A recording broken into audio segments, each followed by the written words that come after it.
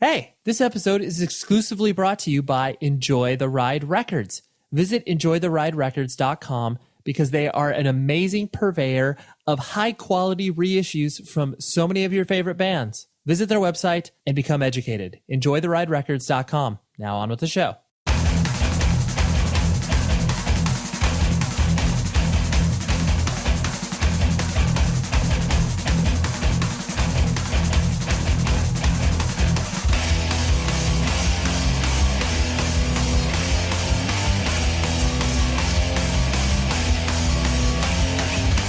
Hello, everyone, and welcome to another episode of 100 Words or Less, the podcast. I'm your host, Ray Harkins. Thank you for hanging out with us this fine day, and we're like days away from Christmas. So hopefully you've done your shopping for all of your significant others and family members and other people. If not, you can give them this podcast. You can be like, you know what? I burned 100 of these episodes on CD, so I'm just giving you gift ideas, just letting you know what's happening. So the guest this week, this is a very, very special one for me, because his guitar playing it was one of the first I really sort of recognized as being a particular tone and just knowing who he was as a guitar player.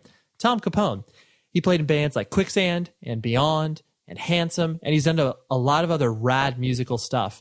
I was just so stoked that he agreed to hang out with me. We hung out before he moved back to New York City when he was living here in Southern California. We hung out by a beach. I know that sounds very romantic, but I was pretty nervous about this conversation. He's a private person. He doesn't do a ton of interviews, so I didn't know what sort of angle I could go at him with that would incite some interesting conversations and kind of explore areas that might not have been explored in the past. So I digress. Let's get into some business stuff. At the top of the show, I mentioned the label Enjoy the Ride Records. They're sponsoring a couple episodes, and I am so thankful that they are interested in doing that. So what I encourage you to do is go to enjoytheriderecords.com, and they've got a ton of amazing reissues. Right now, they have Real Big Fish. Who doesn't like Real Big Fish? And Something Corporate. They have reissues that are up there right now. The first Korn record, the self-titled record, the one that everybody listened to if you came up in the 90s. They have that on there. They also have a Kevin Devine Live at Looney Tunes record, a new motion picture soundtrack from this awesome movie, at least awesome because I've heard about it, called Bridge and Tunnel, with a ton of Long Island musicians like John Nolan from Taking Back Sunday, Bayside, Vinnie Caruna from The Movie Life and I Am the Avalanche. The soundtrack sounds amazing. So basically, they've got a ton of rad stuff. If you're into vinyl, go there. EnjoyTheRideRecords.com. We appreciate them for the support. Go check it out. I've bought stuff from them before. They're a reputable, cool label, and he focuses so hard on bringing you the highest quality stuff that will sit on your shelves and you will hopefully consume musically. With that being said, I have to kind of bring this to a serious note. I haven't mentioned something about this in the past couple episodes because I really wanted to collect my thoughts in regards to everything that is happening in the nation currently with, obviously, police brutality, Gardner case, Ferguson. Ferguson, obviously, Ferguson upset me, and watching everything that was surrounding that entire city and all of the fallout from that was, honestly heartbreaking. I think anybody, regardless of where they sit on the political spectrum, they can look at that situation and be like, tragic. And like I said, that case resonated with me, but it wasn't until the Eric Gardner verdict that came down, because I remember watching that video. Like, as I'm talking about it right now, it's giving me goosebumps. It's something that's so visceral, and the discussion around police being equipped with body cameras and having that be the solution for this epidemic of brutality that gets enacted on people that are citizens of the United States is scary. And so that being the solution, and then seeing this video, clearly that wasn't the case. I mean, I remember when I watched the video when it first came out, it's so heartbreaking. It was to watch this person who simply is just trying to not be hassled for selling a loose cigarette. I'm just severely disappointed. It's just such a heartbreaking story and case. And honestly, I'm very glad that people are obviously speaking up. People are protesting, thankfully, peacefully protesting. It's something that, violence doesn't beget violence, and the sort of eye for an eye, everybody becomes blind sort of thing. I personally don't adhere to that in the sense of, I don't believe that violent confrontations are the way to settle things. And I'm definitely a pacifist myself. But I'm just really, really glad that this discussion is continuing within the cultural landscape. I wanted to do my little part. I didn't want to just continually, week by week, kind of gloss over this. And I know that this show doesn't really have any sort of political context, But, people express their opinions here, and this is the medium that I have currently. So I believe that if you want to be viscerally moved, watch that Eric Gardner video. I encourage you to do that because I don't think anybody can watch that and walk away without feeling something. So ultimately, that's what I want you to get out of this. So shifting gears on a positive note, in like 2 days, I'll be returning to the stage with my old band, Taken. We're playing 2 shows here in Southern California. If you listen to this show, if you listen to this podcast, come say hi to me because I like to meet the people who listen to this show in real life. I've been having some fun interactions with people at shows recently that are going up to me and are like, hey, you're Ray. I really like your podcast. I'm like, thanks. That's awesome. And so we started a dialogue from there. 19th and 20th of December. The 19th is at the Glass House. The 20th is with Atreyu at the Observatory. That show's already sold out. So if you want to see us and hang out with us, it's on the 19th. So let's talk about Tom Capone. Like I said, just monumental in my own musical upbringing. And I was just so glad he wanted to sit down and talk with me in the long form sense of the term. So here's my conversation with Tom Capone, and I will talk to you afterwards.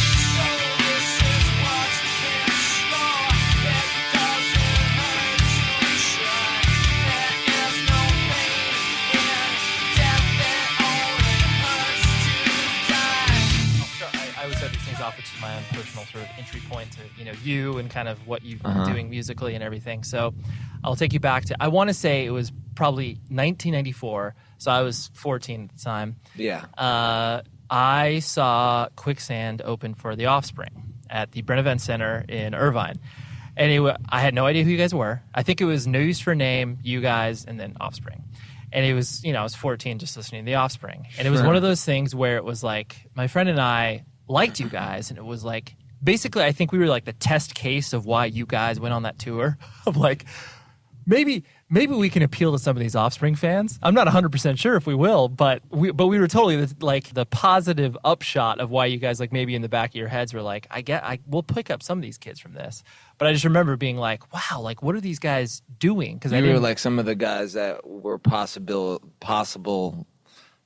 converts to Quicksand. Totally. Yeah, in that realm, yeah. Exactly, because all I was listening to at that point was kind of the radio, Yeah. And so seeing you guys, was something new. Totally, and it was one of those things. Like I said, I didn't understand it. I was kind of like, they're heavy, but they sing, and like I don't know where this sits in my head.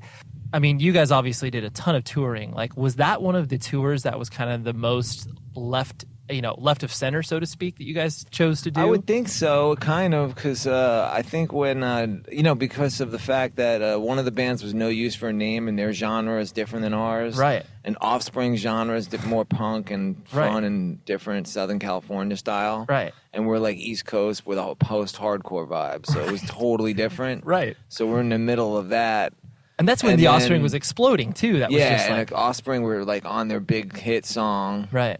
Yeah, they were exploding. So they were great shows. So it was all like young 16-year-old people and a lot of young people that were, into it in America. And then we did another one in Europe with them. Okay. With Guttermouth. Oh, yeah. As the opener. And that one it went okay, but it didn't go as well. Right. Because I thought people didn't get us as much because it was totally even more of a different scene because you had Guttermouth, us, and then Offspring, right. And then Offspring it was a different scene, I guess, than what we were doing, than post-hardcore, I guess, Right, So it's hard to like fit us into a lot of stuff, whether it was like sometimes we played with like more metal bands, right? Sometimes we played with more like hardcore traditional bands like Sick of It All, or right. It was hard to really fit us in with a lot of stuff, Right. So I'm sure it was one of those things you guys were just like. I guess we'll do this tour and see if this it was probably just a constant experiment of who was going to be into it. Especially in the beginning when we first got signed to a major label, they were offering us tours with like Living Colour and Anthrax and like White Zombie and a whole bunch of bands like that, and like we were like afraid about playing with those type of bands because they're on major labels already, and of course you guys were sellouts already, right? Yeah, we didn't want that. We didn't want to have like something on our bus saying like MTV sucks or something. Or, which happened once. One time, we played in Germany or something, and we were still playing like at a squat type place. Sure. But we were on a major label and we were headlining. Right. And they wrote like MTV sucks or something. On your guys' because our video was on MTV or something. Right. But it was in like, it it wasn't really like that bad, It was like, it wasn't like a bad show or anything. It wasn't like that bad of a vibe. It's just some punker did it or whatever. Of course, he felt. Yeah, they and felt. It was like in that location where they were probably like really like do it yourself. Like East Germany, just as it changed over there in the '90s. Right. And yeah, they were like you guys, like you said, we were selling out. We were on MTV and they were playing a squad. What the hell's that about? What with a bus, Yeah. Why are you guys coming here? Yeah. Screw you guys. But we needed to change, because we were getting to that point where we were playing hardcore for years, and it was just that time where music was changing. Nirvana had already broken the doors down, and Sub Pop Records and all these other labels that were independent were breaking the doors down, and bands like Helmet too from New York were breaking it, and then bands were getting signed for major labels, and they could do their artistic music the way they wanted to, heavy or artsy or whatever. Right. It was kind of cool, like all these bands were getting signed, like Jawbox, Shudder Thing. And bands that shouldn't even end up on a major label ended up on a major label. I mean, that existed well. Totally, I mean, it's they weren't looking for pop songs every they didn't look for our pop songs. No. At the end, maybe the last album, they were just like, "Where's a song that could be on the radio?" What's under 3 minutes? After we made videos and spent all this money, but they had money to spend, I guess, for some reason. It was a different industry, Oh, so we got caught up in that, and that was kind of cool, Right. Well, you guys helped, it seemed get like us somewhere, but we never broke it as a major band. Like something didn't happen the way it was supposed to, like could have happened, I guess, for us. But it makes it kind of cool because we still have people that like our music critically acclaimed, which is the most important thing. I think, of course. Well, yeah, you leave a longer lasting legacy based on that fact alone. Yeah. But I mean, I think it is one of those things, even not being acutely aware of the scene at that time, besides me just getting into music, you guys seem to not, even though you participate in a lot of the trappings that happen within the context of the major label industry, it didn't seem like you guys changed your approach, You like who you kind of were as musicians. Like, you're just like, well, this is us. Like, sure, we'll do weird promo shots, and sure, we'll do this weird stuff, but like just because it's available, rather than like, here's our thing, we can't wait to do this. Like dressing up with makeup and stuff. Yeah, like like bands do that. Yeah, right. Some bands do that,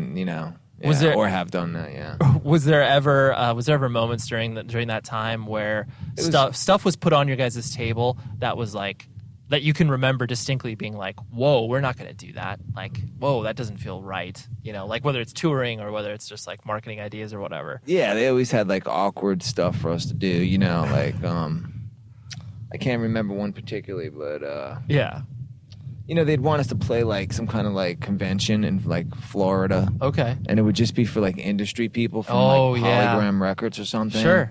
And it would be totally awkward, like you're playing like 4 songs in front of like a ballroom type dinner. Right. For these people with suit and ties on or something. Right. That like Tony Bennett. Yeah. Right. And you're hanging out on a beach, like we did stuff like weird like that, Right. And like the showcasing is it's a little strange in the beginning when you're first getting looked at as a band. Right. Like some labels, like at that time particularly, labels wanted to like look at you, or managers or whatever, so you had to like do showcasing, and some of the bands I was in throughout, besides Quicksand or whatever, did that too, and that was always strange. You know what I mean? Like you feel like you're being like you're trying to sell out or something. Right.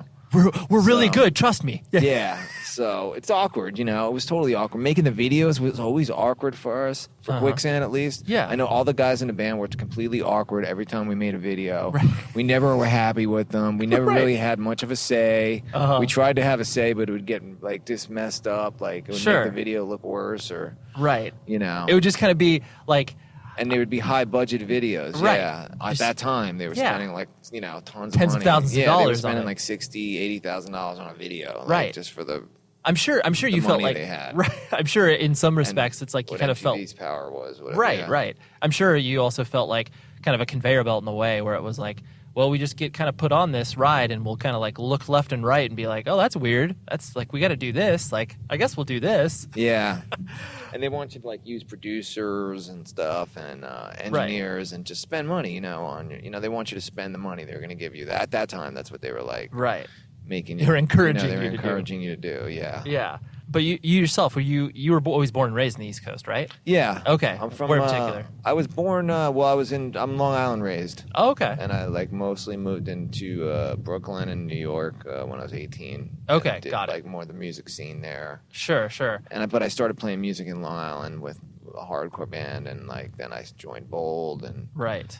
Soon after I was in the city, and Quicksand started, and sure, and that was on my other stuff. Right. And so, what was your family life like? Were you had brothers and sisters? Like, how was the what did your mom and dad do for a living, all that sort of stuff? It was a middle class upbringing. Okay. They're from Brooklyn, my parents, and I was brought up in Long Island, and it was just more of a middle. I didn't really like Long Island so much because there wasn't really much going on there for me. Yeah. I always as a young. I was into music really early, so I was going to the city to just see music. Even when I was 15, I was going to CBGBs and stuff or whatever. And so I got a little crew of people that were into hardcore and punk or whatever and metal that in my school, and that was kind of cool. But there wasn't as much of a scene going on as there is now in Long Island. It's like a different world now. Oh, it totally all these different bands and scenes. So at the time, for what I was into, the genre of hardcore, and actually I was into black metal early on too. Right. Before. Yeah. And now that's what I found interesting in the quote unquote research I was doing on you online was the fact that black metal was such a formative music style for you, and usually that's not the typical entry point. Usually it kind of goes whatever, Metallica, Megadeth, and then maybe you start to kind of dive into that stuff. So what appealed to you initially about black metal? Because that's obviously a very anti-authoritarian, anti-religious. There's so many things that tick the check mark in regards to music that parents hate, obviously. Yeah, it was totally more of a rebellious thing. It was for the extreme rebellion of it and the anti-authority of it. And how'd you get piped into it? I don't know. I just wanted extreme things. That's why I liked rock, I guess. Initially, it was just rock music, traditional rock. And then it was punk and metal, and, it was Metallica and stuff, and Slayer, and, on the first albums. But I needed more extreme metal as soon as the more black metal stuff was coming out, like Hellhammer or whatever. Celtic Frost and Bathory and all those bands. And I also did a fanzine in 1985 called Mutilator, which was a black metal fanzine with some hardcore in it too. Yeah, which that didn't make sense at the time. Yeah, it was it was actually crossover time. Oh, it was got it. As crossover music was starting, like DRI and COC. Right. So I knew those bands even at that time and checked them out, and I was that's when it was crossing over. But it was right. You were trying. But at first it was straight up metal. It was just pure black. Right. It was more it was thrash metal, with Metallica first, and then it was. Yeah. Then as soon as the satanic metal came into the play, it you was were way more extreme. Give me more. Yeah, I can't. Everybody started listening to Metallica and Anthrax and Megadeth, and that was more popular. The girls that were into Bon Jovi and stuff, I guess, were listening to Metallica. Sure. So after Ride 'Em All, I was okay, right. I got to move on to fucking more extreme. I started finding these European records that were like Sodom and Creator and these bands like that, and buying and I did tape trading too in the demos. I was really into that and doing corresponding with people in Europe. And stuff pen like pal with people and trading tapes at lists of live and demos and right. Just into that and writing with fanzines and right. stuff. So do you have it was fun? Right. Do you have any brothers and sisters? Yeah, I do. Oh, yeah, going back to that. Yeah, I do have a younger brother and sister, yeah. Okay. And so as you were, obviously getting into all this weird stuff by the context of your family structure, were they just oh, Tom, what's happening with you? Where are you going? Were your parents terrified of the stuff that you were bringing home? They were actually, they didn't really get involved too much of it. They just kind of let me be myself. Yeah, they let me be myself, but they weren't really restrictive about it, That's good. I had an outlet to do it, And even, I also find it interesting. They were supportive of playing music and stuff like that. They weren't against it, but I didn't really want, I wasn't trying to play music to impress them. I didn't want them to come to my shows or... Right. I was still against them, Right. But they let me do what I wanted, I wasn't doing anything bad at the time either, because when I was, at that time, 15, 16, I was also straight edge, so I was I wasn't doing anything bad. I was just having normal fun stuff. Yeah. buying records and shit, you know. Right. It's just skateboarding. I have this picture of you in my head in regards to like, 'cause, you know, I mean, black metal is usually not synonymous with straight edge either, and then suburban living. Yeah, there's definitely a connection you can find between that and black metal. Like I said, it's interesting because it's not common within the context of people waving that flag. Within the hardcore scene, people can like that stuff, but they don't maybe wave the flag as much as obviously like it's readily accessible with you, where it's like, oh, you can see it either in your guitar playing and your approach or your own philosophical, you know, output that you've put out there. Yeah. Where did that kind of that anti-authoritarian, you know, spirit come inside of you? Was that always just kind of like what you noticed, where it's like, I can't stand school? Like, how did that all manifest itself? I think it's just like it's a manifested thing. I think it comes just from like your own personal, your childhood and stuff, you know, and the way you are as a person, right? And the way your behavior is, and just the way your viewpoint. You've just always been that way. Exactly. And it's like I try to be more positive and stuff, but I mean, my attraction, but it's more therapeutic. I think like the dark stuff, because you know. As I'm older now with it, it kind of resonates with me in a more healthier way. It's not like a negative thing. It's more of a way to just kind of release myself. You know? And well, there's always a dark and light balance. Yeah, I definitely like I can empathize with. I mean, because I myself, like I'm, for lack of a better term, I call myself Christian, but it's like everything that exists within the extreme black metal world, I 100% respect. Like from not only from a musicianship level, but like I find value in that, and I like bands from that level, even though from a philosophical standpoint I shouldn't. But it's like you need that balance in order to be able to feel like you not only do you understand music better, but you are kind of a more well-rounded person that way, rather than being like, oh, well, they don't agree with me, so I probably shouldn't even pay attention to it. You know, it's like, because it's just so, I find it so myopic, where it's like if a person just pays attention to that, like, you know, like so many people fall into hardcore and like that's all they do, and they don't pay attention to anything else outside the context of that. But like, obviously that's never been your own personal path with it. No, I move on to different things, you know, and for me, a lot of the appeal of also like the black metal was also the occult too, because I also got into that too as part of my rebellion and part of my trying to be different or whatever when I was younger, and I studied like books on the occult, of course, whether it was Aleister Crowley or whatever, or the Satanic Bible. And I got like into that and like reading all those books and practicing magic and like Nordic runes and stuff. Early on for years. I'm not into that currently at all. You know, and I'm not into any kind of like religious belief or anything now. And I'm just more like, you know, scientific about stuff. But I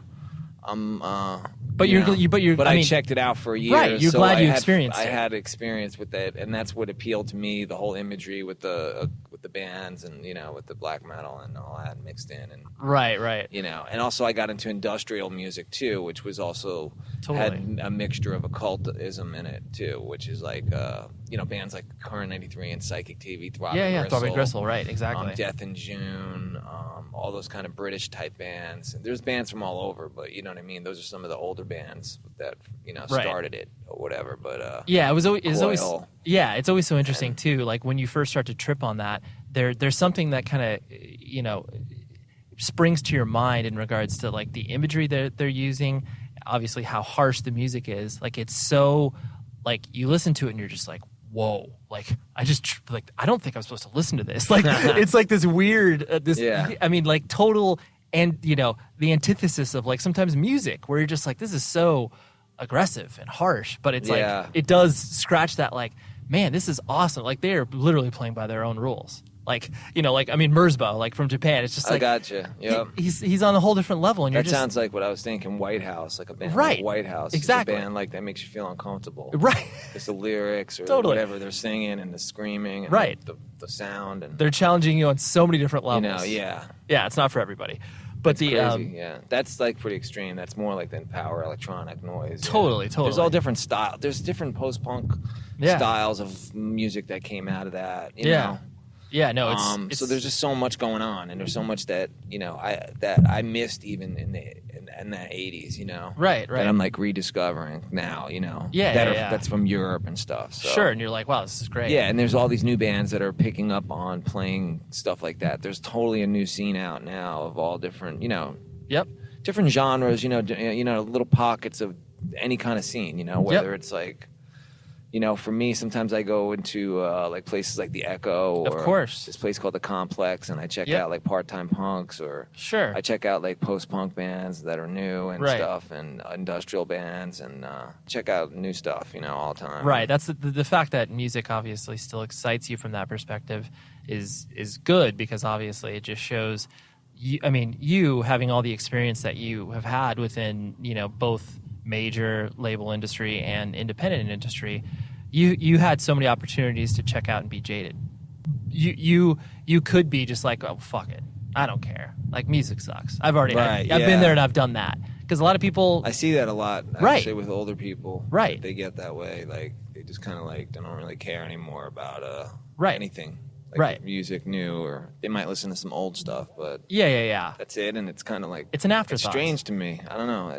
So I presume the path as you were going through high school and kind of focusing on like what the rest of your life would look like, were you always kind of like, yeah, I only want to do music? Like, was the idea of, not even being a quote-unquote professional musician, because that's always a weird, you don't think of that when you're 15. Of it that way, yeah. But like, was that always, or did you have something else that you were like, oh, I want to, do this other stuff, but music will always be kind of first? Did you have any other career aspirations from that perspective? I couldn't really say, because music to me, like, I was into, I don't know, I really couldn't say that I had thought that much about it, really, It was so crazy, like, it was just... Well, you were obviously jumped into the New York scene, like you were saying, when you're 15, 16. I thought it was so short-lived. I didn't really think that far ahead. I really thought, like, just, okay, let me get, like, playing in bands, and let me play tours, and, like, be as big as this hardcore band. Right.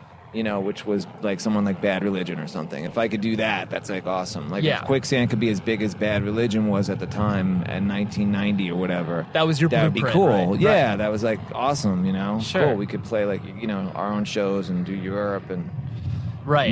Put out our own records, and great. Right. So that's all I needed, Sure. So that's kind of like what I was looking at doing. It was kind of a one foot in front of the other approach for you, where it's like, and everybody was. I felt like I was a scene at the time, and everybody was doing the same thing and living the same style of way. Right. Like a lot of the people that I was hanging out with, like the guys in Youth of Today and Gorilla Biscuits and whatever. Sure. They were all like working at health food stores and like bars or clubs, and I always put it this way, where it's like a person kind of when they decide to dedicate their life to whatever creative art they're following, they build their life around it, in the sense of, of course, you have to supplement your income with a job sometimes, but that job is usually completely disposable. Like, you just be like, well, I gotta quit. I gotta do this thing or whatever. I know. Yeah. It's pretty harsh. It's still that way, Right. Even as you get older, you still, unless you're busy with music 100% on full time, if you're trying to do music, you got to supplement like work and, you got to have a job that's flexible so you can go away and do music, for whatever amount of time. Right. Sorry, I'm gone for 2 months. Yeah.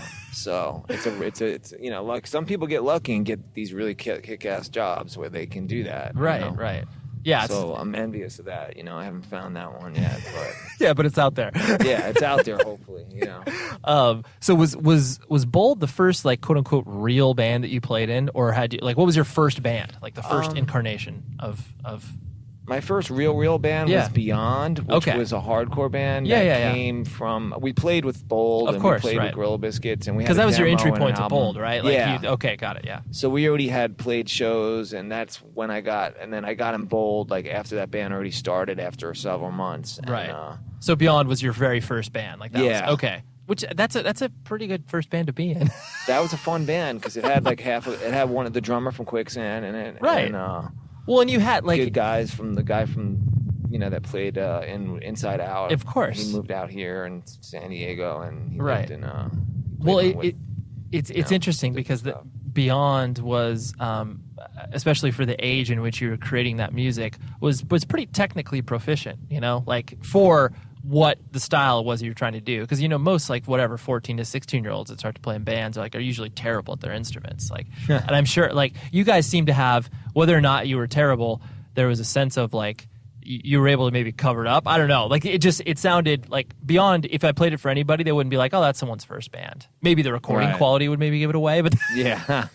That's maybe about it. So did you guys take that pretty seriously as far as the way that you wanted to sound to the world, or was it just kind of whatever, here we are? my playing advanced pretty quickly, and we just had a really good circle of musicians in our high school. Sure.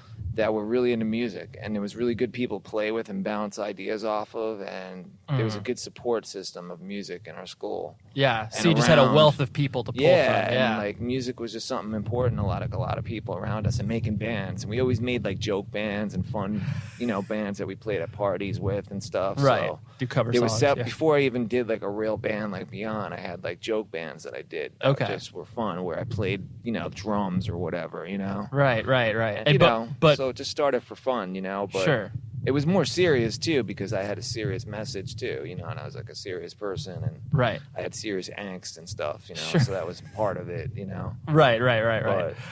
But, there was different elements, Yeah, that all. It was a fun element too, Of course. You played drums as well. Like, so what was the first instrument? Was guitar, though, right? Like, that was what you picked up first, or was it drums first? I think. No, I wanted to be a drummer. I started playing drums first, actually. Okay. On just like a bad kit that I got for free somehow. Sure. And I made like a joke band, just Yeah. And just started playing drums like that for fun, and then sometimes I'd go to the studio and play. And okay. But I never got a real good kit or anything, so I switched to guitar. Right.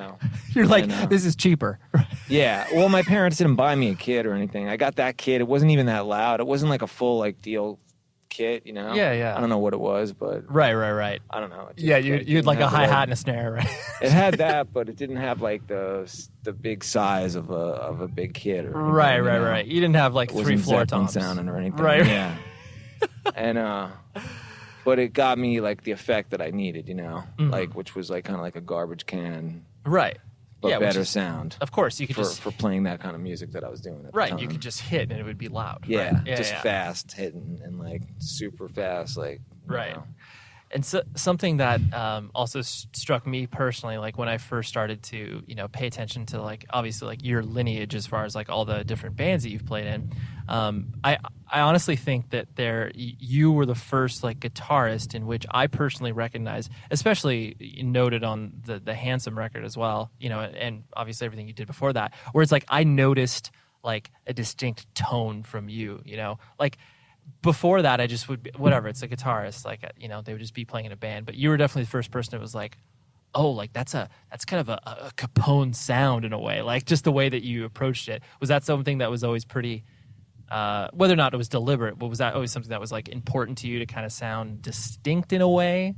I think so. I think when I first started picking up guitar, it was important to be original and not really like I had like the initial equipment I got had effect pedals with it, like a phaser and a delay pedal and a distortion, and I was into just being more creative at writing and stuff. So I was always into having a sound and putting feeling into just the playing, and I think that's like the key of playing wise is the way you play. Like it doesn't matter what instrument, what kind of guitar you're playing or amp. It's how you're doing it, playing. You're feeling right.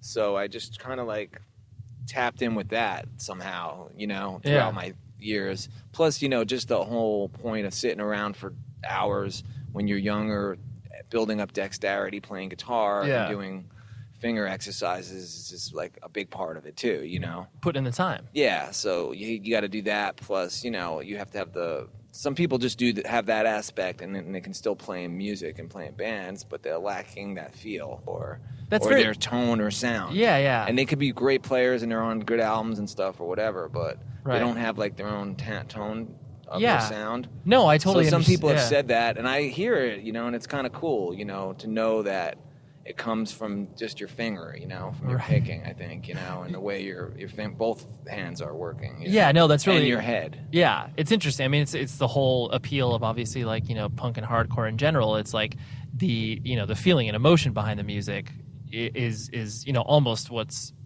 sometimes more important than the actual instrumentation of music. The way that you approach it was very much like I want to be solid musically, but then my emotion has to cut through. And sometimes I just don't think that people are emotionally mature enough to understand that like you got to combine those two initially. Yeah, definitely wanted to have like a distinct character to my notes. Sure. And was very picky about what notes I'd go to from each note. Sure. So I wanted it to sound like its own thing, you know. Yeah.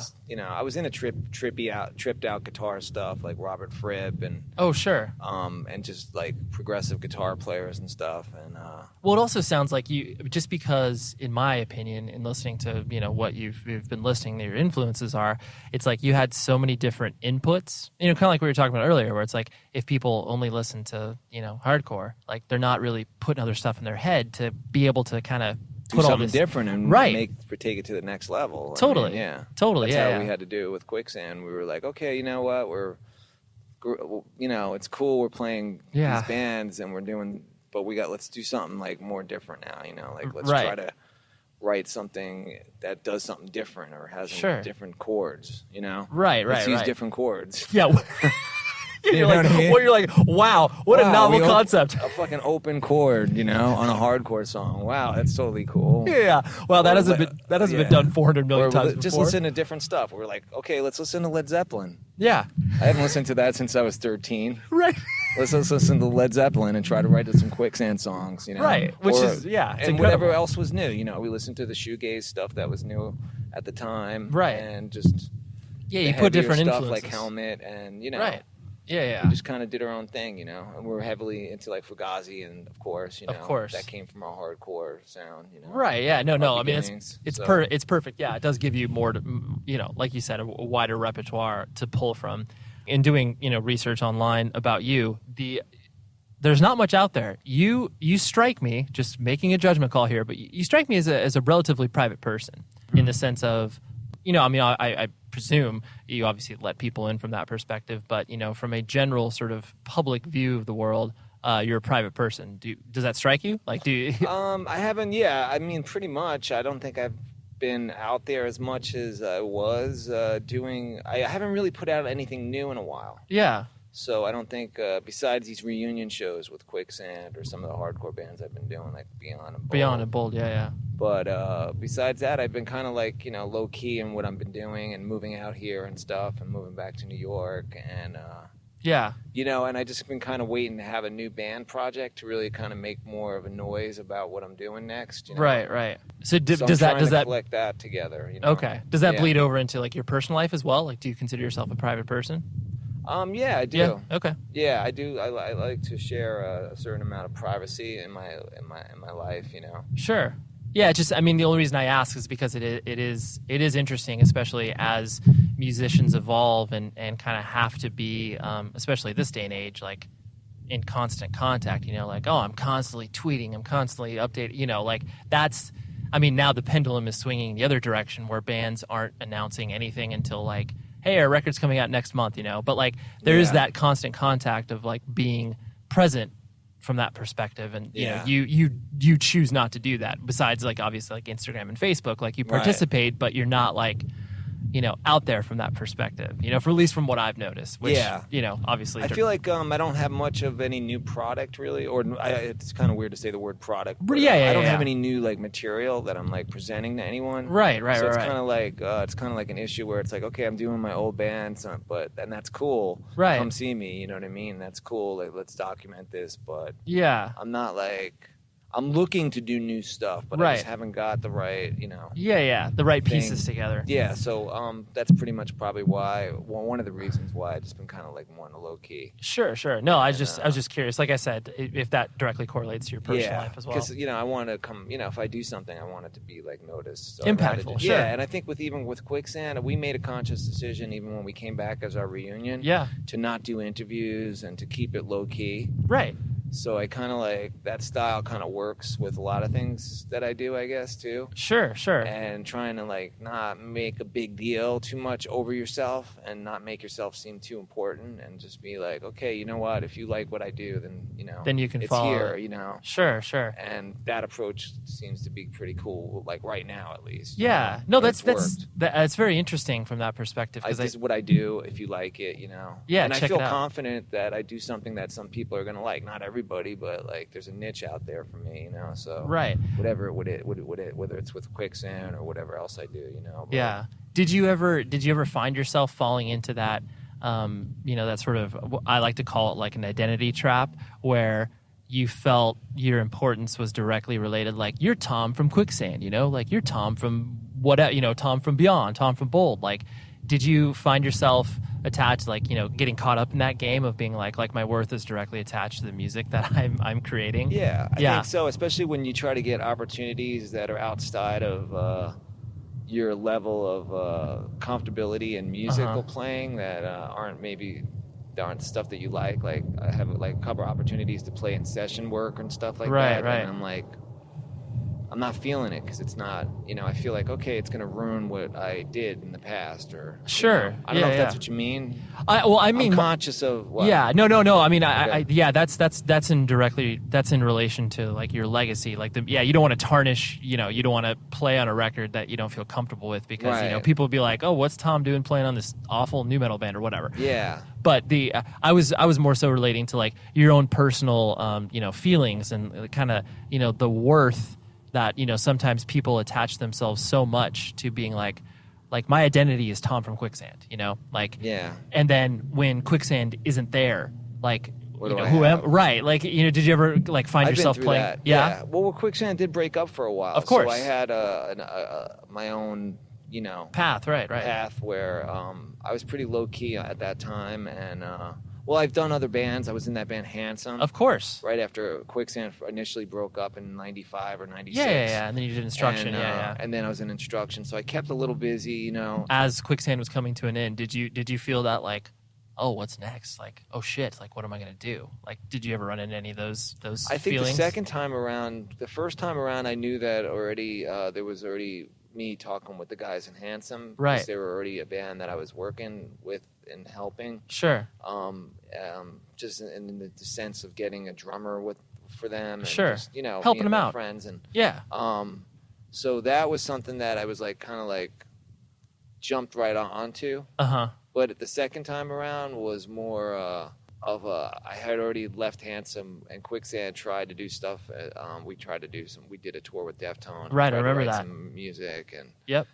It was like a year and a half of stuff that just didn't work out, you know. Right. And we broke up for several years. So. Right. And so after that, that was kind of a bittersweet leave of the band. Of our breakup, you know. Yeah, and I never thought it would even happen again. And then just, you know, in those last 2 years or so, I had, you know, gotten calls from the guys, you know. Right, and it made sense, right? And it made sense to do it, you know. Yeah. To try it at least. Of course. It was not really even about doing it exactly. It was more about, okay, let's just do this Revelation thing for 5 songs. Of course, which was incredible. And just play, really? Yeah, cool, yeah. Thank you. Of course. And that was exciting, you know, and it was like kind of like unexpected. And we were like, yeah, okay, the timing's like kind of feels good, you know. Yeah, let's go ahead and trot it out there. And everybody's into it, so that's kind of awesome. Right. And then that led into the idea of playing more gigs. Yeah, and of we course. Were like, okay, let's do some of this, you know. Well, yeah, just because, I mean, it's like, yeah, you wanted people to have the experience of seeing you guys, and like, yeah, I mean, it was fun. Ultimately, that's why you guys did music in the first place. Yeah, it's fun. And the second time, this whatever time around, third or whatever, now it's been. Yeah. It's been really fun, and we've been getting along, and it's been a healthy, you know, good thing for all of us. Well, because you're all adults, and you know how to like not only work with one another better, but like know how to exist probably like in your own personal lives better. Just because then it's like, oh yeah, like we can, you know, it doesn't need to be this like high pressure cooker thing. It's exactly. It's just a thing. We've been through the business. Yeah. We're kind of like know where we're at, and we're just, you know. Yeah, enjoying it. And we're not trying to play too many live gigs either. I think there's a possibility in us recording new stuff, you know. Right. So that might happen in the near future, and I mean, right. a lot you're of the just guys keeping have it several loose. other bands going sure, of course. on, and that's kind of my idea too, is to keep going with several different musical projects, you know, and keep busy and stuff. You know? You mentioned Handsome, and I'd be remiss if I didn't mention the band, because it's like I saw you guys. I'm fairly certain that you guys played a show in San Bernardino with like Strife, Voodoo Glow Skulls. I mean, it was like, again, Handsome made no sense on the bill. Like, right, that was a bill with Descendants, right? Exactly. Yeah. And I just remember watching you guys and being like, holy shit, like I loved it. I mean, I already knew the Quicksand connection. Yeah, but that was not what the most of the audience was looking for. Totally like way out of range. Totally. But it's interesting now because it's like Handsome is now, just because obviously there's such a resurgence of interest in music from like the late 90s and mid 90s. Is it weird for you to all of a sudden like see attention put on a band that released one record and was really only around for like a year after that? Yeah, it's weird, Yeah. It's not that weird because it's not that big. Right. But it definitely strikes me as strange when I do have people that come up to me that are sincerely like really into it. Right. Like, genuinely like into the band and like right. It's been something that they've been influenced by or whatever, right. whatever the case could be. But yeah, it's pretty cool, Yeah. I think it's cool, that there's a resurgence in this style of music, Right. And I put a lot of work into that stuff at that time. Yeah, and it didn't pay off to be huge, million sellers. So why not, have something that's out there for people to hear, or even if it's older people want to reminisce on and collect. Of course. Or new people that hear it, Well, yeah. No, because it was good stuff, and it was, totally.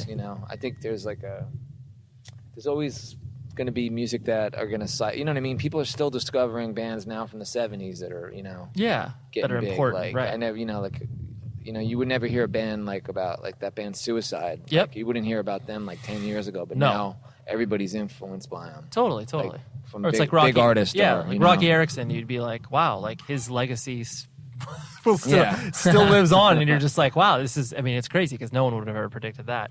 So you never know what happens with no, not music. at all. And there's been a big thing in hardcore lately, like especially on the East Coast, but all over Europe, everywhere. It's like there's a lot of people into hardcore, and that's why you're seeing a lot of the hardcore bands play shows again and stuff, because there's a market for it. There's an interest. There's people that right. want to see it, In Instruction to me always seemed, that like if I were to rank, this is just personal preference. Sure. Your musical projects, Instruction is definitely, like, I hardly listen to that record now. And it's one of those things where, to me, even like, because that record came out like early 2000s, I want to say. Yeah, 2003 or 4. Right. Yeah. And so to me, it strikes me like that was totally a record, not so much from the band's intentions, but a record that kind of got completely thrown into sort of the major label world and being Totally. like, I don't even like. You guys probably didn't even know what to do with all of that as it was existing. Like after you got signed and after because that like you guys only existed because you put out an EP before, right? Yeah. Yeah, but it just seemed was so quick and right. It just seemed like right. It seemed like it was a very it was a very rushed process of everything that you guys were going through. And I presume you probably look back at that time and are kind of I mean, puzzled by it, right? Yeah. I'm sure you learned a lot, but I'm sure at the same time it was kind of a weird scenario. That whole thing.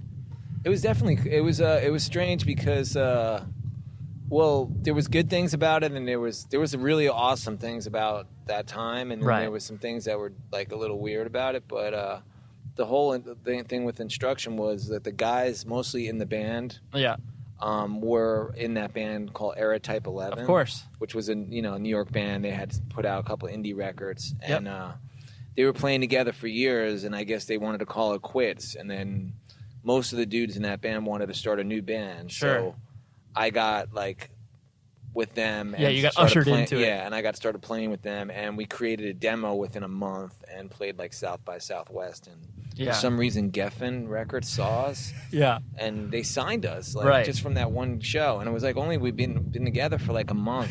Right. You're and not ready. This demo of 4 songs that we just wrote, our first 4 songs. Right. That were kind of like Era Type 11 type songs, Yeah. But trying to break away from that, Sure. and create something new. And then we got signed, so we had this big deal thrown at us, and then, whatever. And then there was managers, and it happened so fast that I didn't really even get to digest whether this was a real band, right? Was I totally there yet? Yeah. And so it's kind of just along for the ride, and it sort of happened thing. so fast, and I felt a lot of it. I always felt like it sounded a lot like Era Type 11. Totally. Because most of the guys in the band came from that band, so I felt like I wanted to break away from that sound more. So it just never got resolved, and we had to record a record, and it was just quick. Yeah. It happened like quick. Like we got a bigger like a management that was like big, and they put us out on tours with like Linkin Park and Korn, and right. I don't even know if people even knew that we played with those bands. Oh, like, no. I remember seeing, because at that time I was working at an independent record store, and it was such an interesting thing to watch, where it's like at the record store, if I received a promo copy of a record like, 4 or 5 times, I knew that band was probably going to fail. And it was mostly just because that was like the major labels mentality of just like, oh, let's get promos out there and get the word out there in the street. And it was the very end of that time when they were giving out any record deals. Like totally. Actually, what the cool thing was, we did get Geffen, the president of Geffen, signed us. Okay. And he gave us a really good record deal. And then the producer they had was a dude. He was a Dinosaur guy called Bob Ezrin that did Kiss. Sure, yeah. He did Destroyer and a bunch of other Kiss, and he did like Pink Floyd, The Wall. Right. And the newer stuff he did was like Jane's Addiction and 30 Seconds to Mars. Right. Which was, well, we can just base whatever new stuff he sounded like. Yeah. But the band was kind of more on the level of with our management, trying to write more radio type songs for rock. Right. So yeah. It was definitely, it was definitely geared more towards that. But it failed at that too. Right. Well, and you had no time. You had no time to develop as a band, and that's to me that's the key element of that. We didn't have much time to develop as a band, and we played a lot in England actually for some reason. I don't know if people knew this, but we did better over there than here, and we did a lot of like more touring over there on like 7 inches and EPs. And stuff. Sure. But yeah, it was what it was. Our label wasn't based there, Right. Our label was here, and they, Yeah, there's only so much that they could do over there. So yeah, but it was a good experience recording with a guy that I respected his past work. Of course, it gave you cool opportunities. And then there was a studio that was legendary called Sunset Sound, which of course, where like the Doors and Janis Joplin did stuff, and it was cool to be a part of that lineage. I'm sure. Yeah. So that was awesome, Yeah. And I'm still friends with all the guys that play in that band, and they're doing their own things, and it's pretty cool, So yeah. And in referencing kind of lineage and legacy, like we were talking about, and how we were talking about how music is obviously cyclical, and it was like when you guys obviously went on that, when you were doing Quicksand dates and you brought out Title Fight, I'm sure you guys can see the direct correlation where it's just like, oh yeah, Title Fight, like they like Quicksand, like, and so kind of having this, being able to get out there from a live music perspective, and being able to see the kind of the fruit that like the seeds that you guys planted, and then they've now flourished into this whole new scene of bands that are directly influenced by you guys. I'm sure that's like one of the most gratifying things that you can kind of look back on from your musical legacy, I'm sure. Yeah, there's definitely been, I've seen elements of Quicksand in like a lot of different things, from metal to emo bands. Yeah. It could be any, you know what I mean? It could be a heavy fucking band to like some, excuse my language, to an emo soft band, Sure. And so that's awesome, you know what I mean? And I never get, and it's always it's a compliment, to influence to be able to feel like somebody like was, right. Like you've watched this tree grow. Driven enough to be driven by your music. Right, yeah. Where it's like now it's kind of bands would kill to tour with you guys, whereas back when you guys were touring, you were just like, man, I want one band that we completely synced with. I'm sure that's what you guys were thinking. I wish there was a band that we just like totally made sense with. I know. That we could tour it was with. Fugazi, probably. Right. In our heads, it was Fugazi, the ultimate band, but Fugazi had their own agenda. Right. You're like, we can't they were tour looking with to them. play with like Bikini Kill and make more political messages. Right. And play $5 shows. They weren't interested in playing with a band that was on a major label that had a half alternative metal sound. Right. That took their sound and mixed it with metal. Yeah. They were like, wait a minute, what'd you guys do to our music? They played 2 shows with us, and we were friends with them, but it wasn't it wasn't anything bad. It was just right. You guys were doing 2 different things. They were on a different level than us. Right. Their shows were $5. Of course, we definitely had sold out more than them. Yeah, you sold out or bought in, however you want to look bought at it. in. Which a lot of bands did. Of course. So it was just kind of like the time. You can't be held guilty for it. No, not at all. It was a good time to be able to put out your music. You know of what course. I mean? You get an opportunity to record your music for a bunch of money and live why off of it. Why not? You know? Why would you say? And tour, you know? Totally. That's awesome. You know, I mean, there's so many interesting bands that came out of that got of course deals, you know, that were just weird. Like totally Jawbreaker. Like yeah. I mean, there's tons, yeah. And I look at it too, where it's like, I mean, now in this day and age, the idea of sellout is such a it's so far removed from the conversation in regards to like signing to a major label. Like, there's still the idea of like, oh, a band changes their sound and their sellouts or whatever. Yeah. But the idea of like, you know, this day and age, a band signing to a major label, no one would bat an eye at that, you know? Like, whereas like when you guys did it was like, oh, whoa, that's a move. Like, that's a bold statement, you know? Yeah. You know, where you're sitting at now, like you were talking, you're alluding to the fact that you obviously want to, you know, do more music and you want to do more musical projects. Like, where's your head sitting in regards to like the stuff that you want to try to like create? Whether or not that's something you're going to actually follow through with, but what's like, you know, resonating with you now that you want to do musically? Well, I'm going to New York, so I'm in New York. I can focus more on Quicksand because all those guys live there, right? And then I have my hardcore bands, Beyond, of course, which is putting out vinyl on Revelation, and nice. I don't know if Bold is going to do anything again. Okay. But really, I want to focus on a new project that is more in line with like a dark wave sound. Nice. And that expresses that part of that I never, you know, that I, you know, that part of myself, you know. Right. And so I have a couple guys that I'm gonna like plan on working with out there in New York, and seeing with the vibe. I don't have any kind of name or anything yet to put out there, but yeah. Something coming. That's awesome. Coming out, you know. And so considering the fact that you've you know, obviously been able to, for lack of a better term, like call yourself a musician as far as a profession is concerned, you know, for the last, you know, whatever, you know, 20, 25 years you've been playing music, is it weird to look at that as being like, oh, I guess that's been my job for, you know, the better part of most of my life? Like, how does that sit in your head in regards to, oh, I guess like, you know, when you're going through customs, you know, like when they write your profession, like, do you write musician or do you write something else? Usually with the band stuff, I put musician because we have visas, you know, usually, so it's not a big deal. But if I have to write a resume for like jobs and stuff, you know, like, I have like a way where I can fill in like stuff with like making it sound like I'm a musician too. Sure.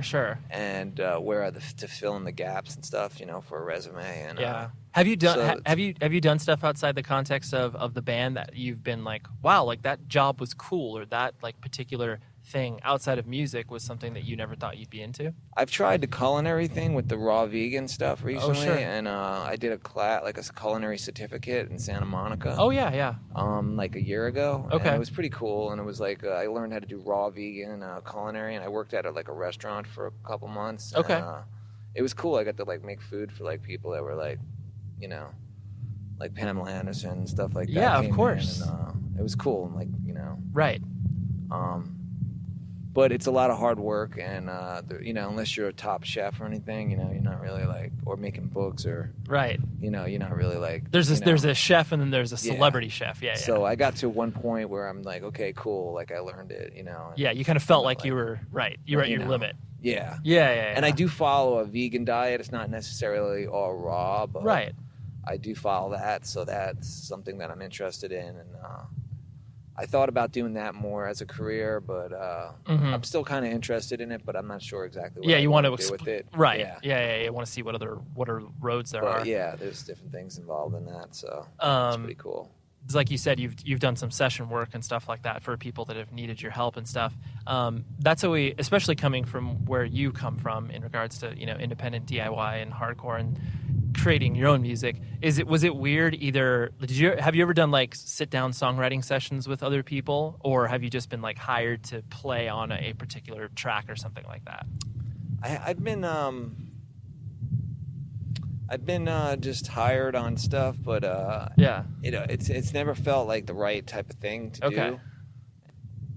It's usually something that's never worked out, you know, in the long run that I'd want to like stick with, you know. Right. So I'm not really like, I'm not like a session person. That's not like a pursuit that you're like, man, I'm getting myself out there. I'm more into just doing an original band that's more about like the live vibe and like, you know, the emotion of it and stuff, you know. And what kind of, just because you do, and I always had a hard time doing like the session stuff, when it gets thrown at, when people ask me to do something, because it's usually not the same genre or same thing I'm feeling. It's somebody else's thing. Someone else's stuff. And it has to be the right, combination, sometimes it works, they get the right people together and it works great. And sometimes, it's not the right thing. Right. Sometimes it's terrible. Yeah. You show up there and you're like, I want to leave immediately. Yeah. So with the, I got to be careful, what I get involved in, Of course. It's easy, Right. And people want to also okay, the guys from this band Quicksand, they're this underground band that has a certain amount of credentials to them. Of course. I want to have this guy play on my stuff to get that, to use that guy's name. Yeah, because it makes them credible. Sure. Yeah, this guy's underground or whatever. He's not he's so. Yeah, you got to be careful. Who's if someone's going to take advantage, somebody's looking out for that aspect of what you are. And no, that's a really important point. I think it's like you see random people it's just a random example, but it's like I remember this was early 2000s when the band The Used, when they had the vocalist from that band Coalesce. They were from Kansas City, just a sort of metalcore-ish type band, but legendary in their own scene. I remember he sang on a track from The Used, and it was like, what the fuck is that? That's so weird. But he Sean, the singer of Coalesce, did it just because he was like, well, yeah, The Used were really big fans, and you didn't feel that was a credibility transaction, but you do have to be careful of that in order to not be put yourself out there and be taken advantage of. There are guys that are in bigger bands that I know, even out here, that are in bands that I would say that are on K-Rock or something, that I wouldn't even put their names out there. Sure. That are you know what I mean? But I don't connect with that style. Right. The last thing, just in talking to you for the past hour or so, you're a low-key dude. You definitely don't